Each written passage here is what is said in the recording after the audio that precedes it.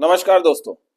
अब ये fund of funds या एक्सचेंज ट्रेडेड फंड्स में टैक्स कैसे लगता है जो कि प्रीशियस मेटल मतलब गोल्ड या सिल्वर से संबंधित हो।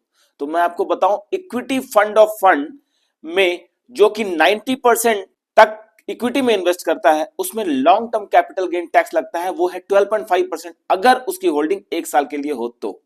और दूसरे इक्विटी ओरिएंटेड और इंटरनेशनल फंड में भी 12.5% long term capital gain tax ही लगता है।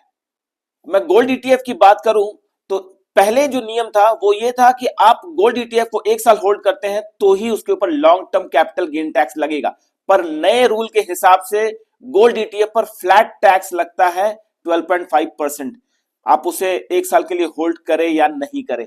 पर अगर आपके पास गोल्ड और सिल्वर ईटीएफ है या फंड ऑफ फंड है तो उसको एक साल होल्ड करने के बाद ही उस पर long term capital gain tax लगेगा।